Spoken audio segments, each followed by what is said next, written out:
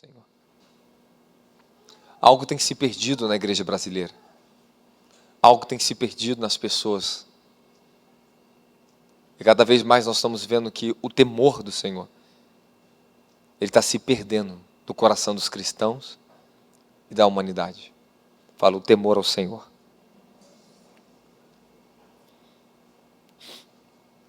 Coloca para mim no livro de Salmos 25. Vou começar para o Salmo 25. Você me dá meia hora? Vou tentar pregar em meia hora para você.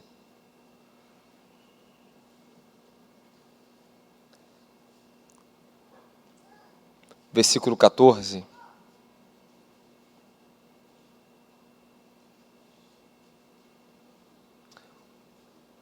Repita comigo. O segredo do Senhor é com aqueles que o temem, e Ele lhes mostrará a sua aliança.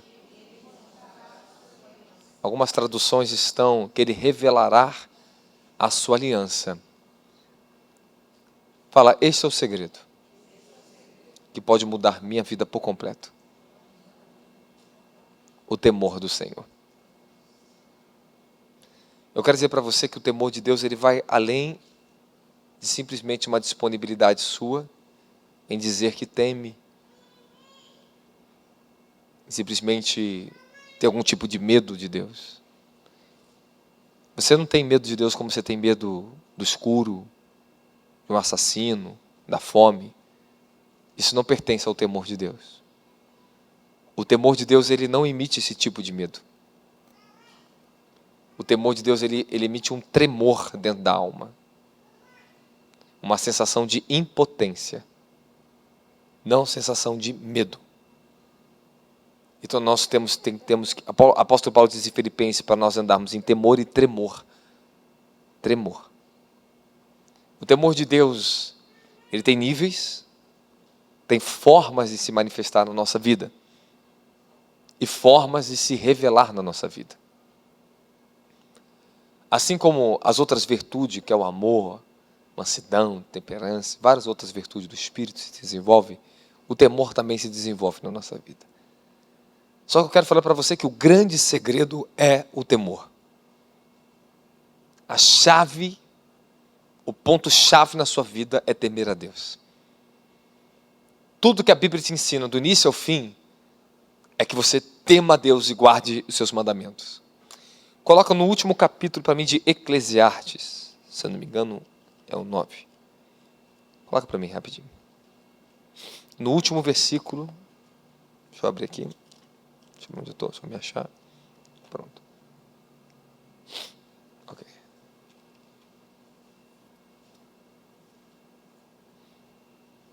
Vamos lá.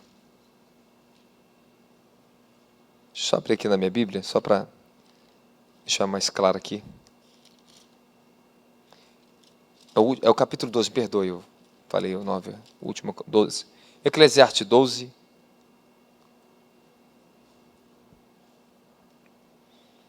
Versículo 13 e 14.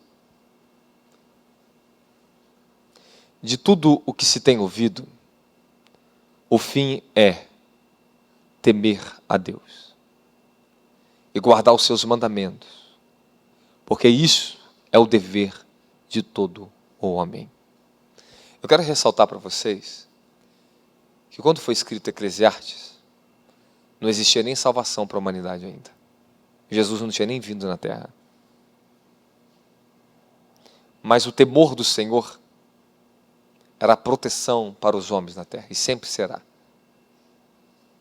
Existe algo que eu quero te ensinar para você, se você pegar o pensamento, alguma disposição em você pode mudar em relação à sua fé com Deus. A segunda vinda de Jesus, ela está muito próxima. E se tem um momento que nós temos que voltar a temer a Deus e profundamente, é agora. Nesse tempo que vocês estão vivendo, que nós estamos vivendo, é o tempo onde o temor de Deus está se tornando instinto. Está se tornando instinto no coração de muitas pessoas.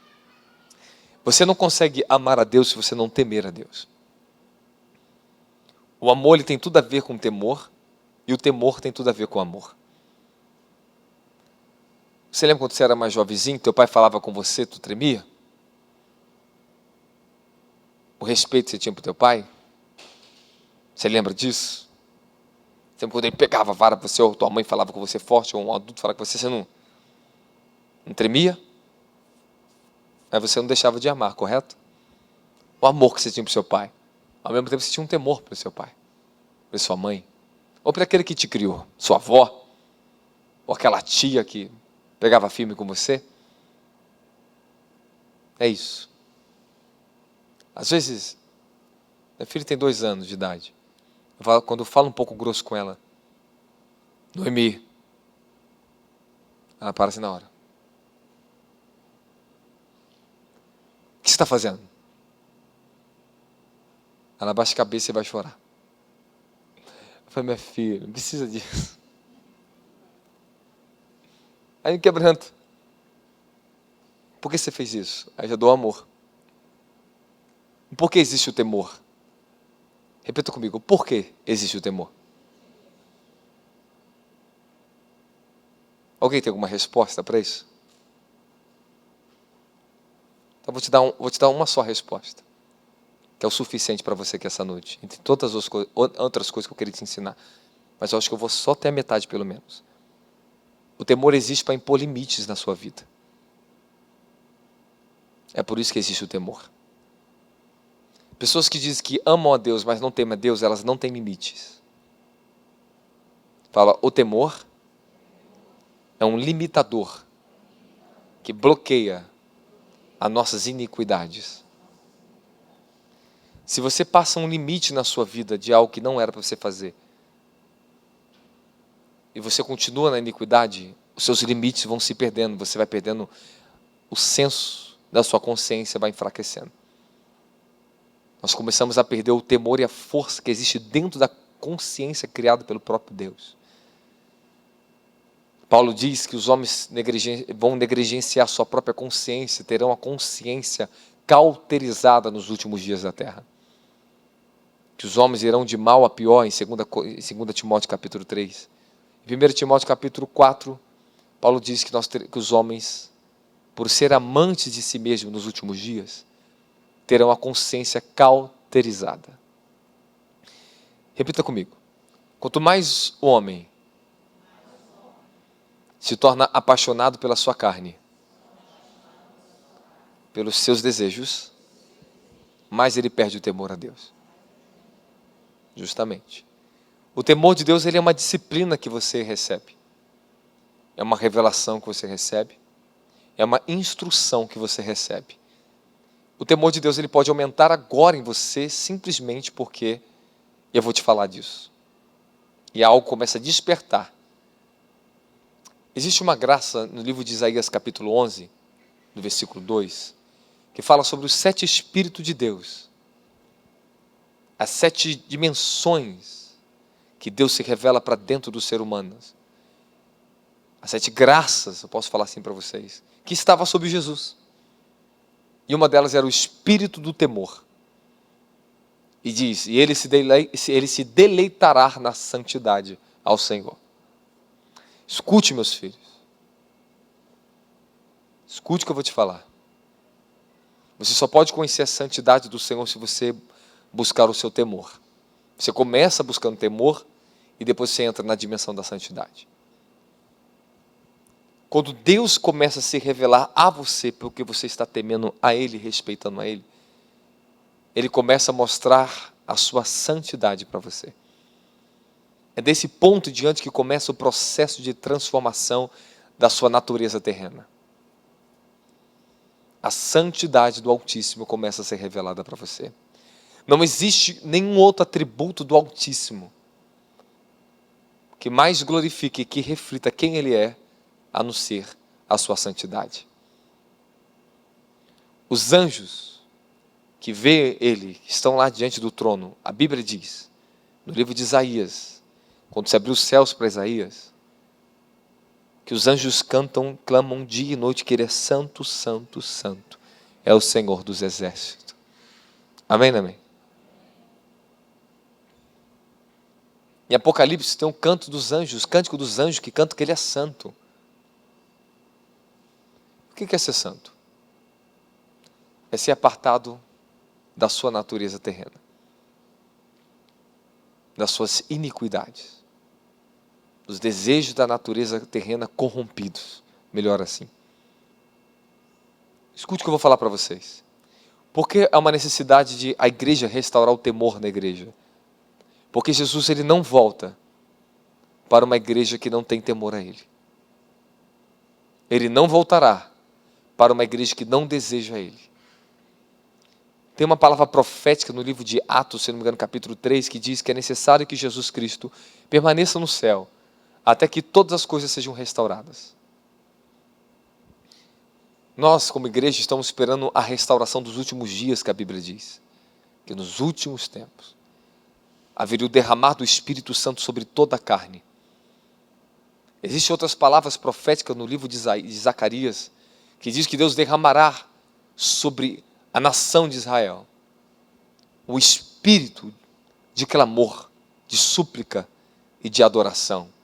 E diz assim, e eles olharão para aqueles que o transpassaram e lamentarão por eles e pelos filhos deles se arrependerão. Haverá um derramar de um espírito de arrependimento sobre a face da terra como nunca antes.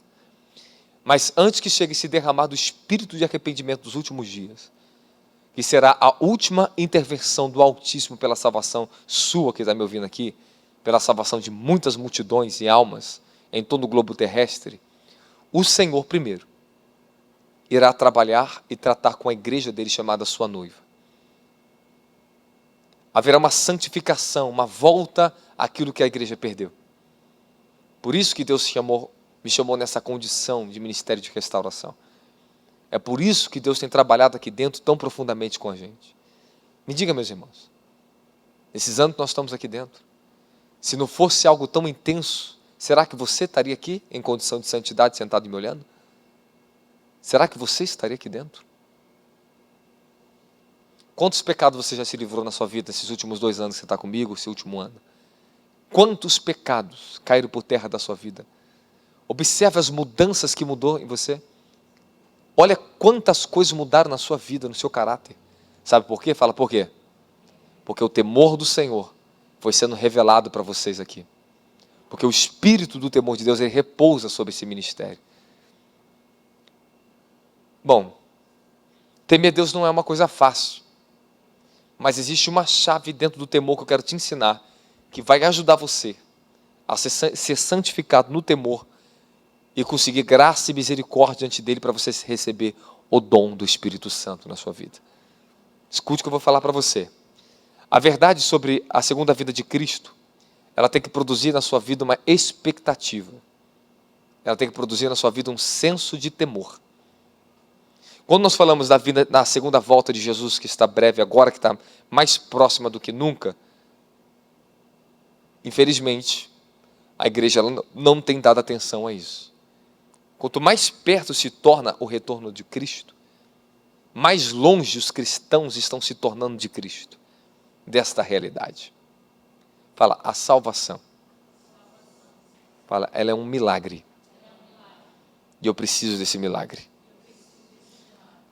Bom, a esperança para a vinda de Cristo, e o nosso encontro com Ele, é esta esperança na sua vida. Fala, essa esperança na minha vida. Ela vai me produzir santidade. Vamos lá. 1 João 3,2. Coloca na tela para mim bem rápido. Você pode totalmente rápido com vocês, objetivo com vocês. 1 João 3,2. 1 João. Primeira epístola de João. Isso. Amados, agora sois filhos de Deus. E ainda não é manifesto o que haveremos de ser. Fala, eu ainda não fui arrebatado. Eu não fui glorificado. Bom, então você é um filho de Deus. Mas ele está falando para você aqui, ainda você precisa alcançar o que você tem que ser. Você está num estágio de um processo. Mas sabemos que quando Ele, Jesus, se manifestar, seremos semelhantes a Ele, Porque assim como ele é, o veremos. Volta lá agora, versículo 3. E qualquer que nele tenha esta esperança, repita comigo, purifica-se a si mesmo, como também ele é puro. Então, se você tem a esperança de ser salvo, você tem que se purificar. E eu quero ressaltar uma coisa aqui nesse versículo para você, presta atenção ali. Ó. E qualquer que nele tenha essa esperança, purifica-se a si mesmo. Você tem que se purificar. Ele já te deu o Espírito Santo, ele te deu o sangue dele, te deu a palavra dele para santificar você. Nós somos santificados através do sangue, através da água da palavra e através do fogo do Espírito Santo. São 3 elementos santificadores para a tua vida. São 3 revelações que Deus vai te dar sobre a santidade. Você é santificado dos seus pecados, mas existe santificação, purificação e lavagem dos pecados. São 3 níveis de santidade e de santificação que você vai obter. Não é para hoje isso aqui. Já falei acho que uma outra vez, não sei se eu entrei em todos os detalhes, mas grava aí, guarda no seu coração, depois você pesquisa mais sobre isso, estuda mais sobre isso. Bom, essa verdade sobre a segunda vinda de Cristo e sobre o temor de Deus é para restaurar a igreja ao primeiro amor. A igreja, ela perdeu o seu primeiro amor. A igreja do século 21, ela não ama a Deus com o primeiro amor. E o que é o primeiro amor? O primeiro amor, ele está falando da sua verdadeira essência pela qual você foi resgatado. As pessoas, quando elas abandonam o desejo de se sacrificar e se auto-sacrificar pela santidade e pela presença de Deus, ela perdeu o seu primeiro amor.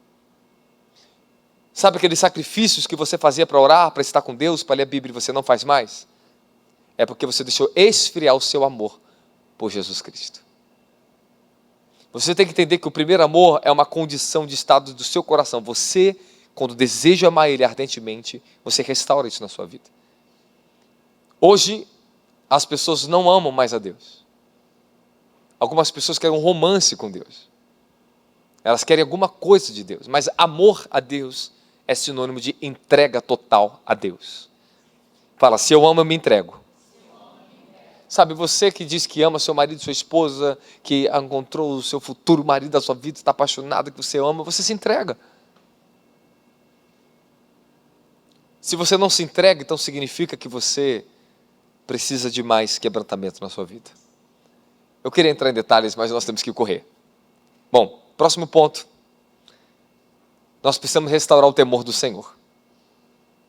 Existem alguns pecados graves, que eu posso chamar até de iniquidade no ser humano, que afeta profundamente a sua relação com Deus. Abre para mim o livro de Provérbios 6,16, bem rapidinho. Provérbios 6,16 assim, ó. Essas 6 coisas o Senhor odeia, e a 7ª a sua alma abomina. Fala, 6 ele odeia, e a 7ª ele não tolera nem de longe. Ele abomina. Então vamos ver lá. Olhos altivos, fala soberba. Fala língua mentirosa. Fala fofoca. Mãos que derramam sangue. Vamos lá. O coração que maquina pensamentos perversos. Pés que se apressam para correr para o mal. Agora essa aqui é a 7ª. 6ª e 7ª.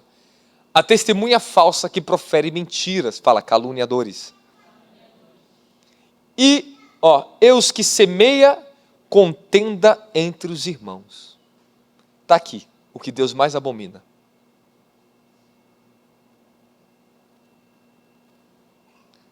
E só o temor de Deus pode frear isso na nossa vida. Ali está 7 tipos de iniquidades que elas são as mais comuns para o ser humano. Mentira, altivez, que é orgulho,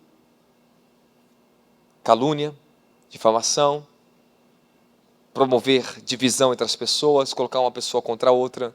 Se você é pai e coloca seus filhos um contra o outro, você está sendo abominável ao Senhor. Deus abomina isso, pai. Você não pode colocar um filho contra outro. Pais e famílias às vezes se dividem por causa de opiniões e colocam um filho contra outro, e filho contra pai, pai contra filho, mãe contra filho, filho contra pai, e fica essa briga de família. Isso é abominável ao Senhor. Nós estamos falando ali que Deus ele abomina se tivermos contenda, pessoas que semeiam contenda entre os irmãos. Isso traz alto nível de destruição. Mas o temor de Deus ele vem para nos restaurar dessas coisas. E só o temor dele pode frear esse mal na sua vida. Então quando nós pensamos em falar mal de uma pessoa, difamar uma pessoa, pare. Que tipo de espírito está te conduzindo naquele momento? Porque isso é abominável a Deus.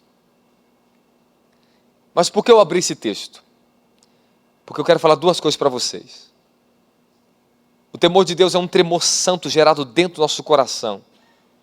E quando falamos da volta de Jesus Cristo, devemos restaurar o senso desse temor. Você reparou que essa era se perdeu, pastores? Antigamente pregar sobre a volta de Jesus Cristo era algo tremendo na igreja? Era ou não era? Hoje em dia já não é mais. Sabe por quê? Porque o nível da consciência das pessoas se perdeu em relação a essa revelação, essa verdade. O pior de tudo, irmãos, é que muitos se esfriaram na fé, perderam seu primeiro amor e têm abandonado o temor ao Senhor. E quando uma pessoa abandona o temor ao Senhor, o freio contra as iniquidades é removido. Ela peca sem sentir constrangimento das suas iniquidades. Aí que mora o grande dilema, aí que mora o grande problema para você. Se a sua consciência e seu coração não está mais lutando contra o pecado, significa que você está em sérios apuros. E que você precisa se arrepender rapidamente e voltar para a casa do Senhor, se apegar àqueles que ensinam a santidade, o temor, a verdadeira palavra, para você salvar sua alma da perdição eterna. Por que nós temos que temer Deus? Porque nós temos que ser salvos. Por que nós temos que temer Deus? Porque o temor do Senhor é uma proteção contra as forças do império dos demônios. O temor do Senhor ele é um escudo para te proteger contra as forças malignas. Tentados nós seremos, mas o temor faz a gente resistir contra as forças do inferno. Quem está entendendo fala amém. Já estou encerrando. Provérbios 8,13. Coloca aí, 8,13. Provérbios 8,13. Olha o que diz lá. O temor do Senhor é odiar a soberba e a arrogância. O mau caminho, a boca perversa, eu odeio. O temor do Senhor é isso aí. Esse é um dos maiores níveis do temor que nós adquirimos na nossa vida. Quanto mais teme, mais santidade tem. Quanto mais santidade tem, mais temor tem. E chega um tempo que você começa a abominar o pecado. Deus, ele odeia e ele abomina todo e qualquer tipo de pecado. Ele aborrece o pecado. Mas ele ama o pecador. Mas ele odeia o pecado. Sabe por quê? Porque ele sabe que a fonte, a origem do pecado provém das trevas. Provém de Satanás. Eu quero falar para você que o temor do Senhor se considera em odiar o mal. Apartar-se da aparência do mal. Você vai ter que entender na tua vida que você vai ter que adquirir e pedir ao Senhor ódio, mas é um ódio santo contra o pecado. Uma repúdia contra o mal que tenta assolar a sua vida. Então, na medida que você ouve a pregação, é assim, você ouve. É ouvindo que você aprende a temer. É aprendendo a temer que você aprende a temer. Então, eu estou te ensinando um pouco de temor aqui essa noite. Eu estou falando para vocês, odeiem os pecados da carne de vocês. Faça isso, porque eu exercitei isso na minha vida durante anos. O estado de plenitude de santidade é um caminho que nós vamos construindo sobre o temor de Deus e através da revelação da sua santidade, seremos transformados no que Ele é. E quando nós estamos sendo transformados, começamos a odiar, a aborrecer ou todo tipo de mal, que antes você não tinha constrangimento, que agora você tem constrangimento e que depois tu pega ódio, raiva do pecado, da glória de Jesus Cristo. Sabe aquele pecado que às vezes você peca e você fala, mas por que eu cometi isso? Tu fica uma raiva. Se você já está nesse estágio, continue buscando o Senhor, não se desanime. Você está no caminho certo. Está no caminho certo. Vai chegar um tempo que não toca mais você. Você está livre. Você conseguiu vencer o mal que havia dentro de você, da glória de Jesus Cristo. Por que tememos a Deus? Tememos Ele porque simplesmente pelo que Ele é. Porque Ele é o soberano. Ele é o Criador de toda a terra. O que mais tem palavra na Bíblia ensinando sobre o temor do Senhor? Temam todos os habitantes da terra. Céus e terra estremecem diante dEle. Os seus anjos o temem porque você é mero mortal. Comedor de arroz, feijão e angu. Você não vai temer a Deus. Comedores de cuscuz. Por que vocês não vão temer a Deus? Se até o diabo treme e estremece, por que você não vai temer? Hã? Até o diabo treme e estremece. Vou fazer uma pergunta para vocês aqui, meio incógnita, meio esquisita. Posso fazer para você? Posso esquisitar a coisa agora? Posso ou não pode? Se o diabo tivesse uma oportunidade para se arrepender, você acha que ele se arrependeria? Sim ou não? Quem acha que não, levanta o dedo. Quem não se arrependeria? Levanta o dedo. Quem acha que sim, levanta o dedo. Está dividido, meio a meio aqui. Bom, vou falar no meu conceito. Posso ou não posso? Existem anjos que a Bíblia diz que estão guardados e reservados para o dia do juízo, que nós, como igreja, vamos julgar esses anjos. Se vamos absorvê-los ou não. Julgaremos anjos que se corromperam na rebelião de Satanás, mas não seguiram a ele. Nem todos os anjos caídos seguiram Satanás. Muitos estão reservados em prisão eterna para julgamento. Estão esperando. Incrível que pareça, vocês que estão aqui, pecador que se arrependeu, vai julgar os anjos, que são muito mais poderosos do que vocês. Fala, meu Deus. Fala, há um mistério que eu preciso conhecer de quem realmente eu sou. Aí você acha que se essa pessoa bonitinha, fofinha, magrinha assim, redondinho, ou magrinho, você acha que você é isso. Esse é o teu problema. Você acha que você é o que você se vê no espelho. Você é aquilo que você não pode se ver. Aquilo que você se torna é o que você é. É o que Jesus Cristo é o que nós somos. Sabe como eu vou te falar uma experiência? Me permite falar essa experiência. Às vezes eu vejo a minha alma, e às vezes eu vejo o meu próprio espírito. E a minha alma não é mais aquela que eu via antes. Quando eu tinha sonhos e via a minha alma e espírito quando eu era mais novo, ela tinha o mesmo formato, o mesmo jeito que o meu corpo aqui está. Mas hoje, quando eu vejo a minha alma, que já passou por um processo de transformação, não é mais igual ao que eu estou vendo aqui.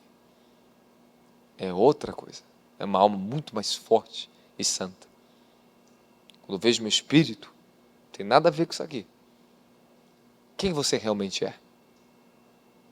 Você é aquilo que você está vendo. Você se torna aquilo que você vê. Então não siga a sua própria imagem. Siga a imagem de Cristo. A Bíblia diz que Cristo se revelou sua imagem em nosso coração. Podemos contemplar a glória de Deus em nosso coração. A imagem, a face de Jesus Cristo. Coloca aí 2 Coríntios 4:4. Estou encerrando. Segura. Acho que eu tenho 2 minutos ainda. Nas quais o Deus desse século cegou o entendimento dos incrédulos, para que não resplandeça a luz do Evangelho da glória de Cristo, que é a imagem de Deus. 5. Porque não pregamos a nós mesmos, mas Cristo Jesus, o Senhor, e nós mesmos como vossos servos por amor de Jesus. 6. Oh glória! Porque Deus disse, das trevas resplandeça a luz.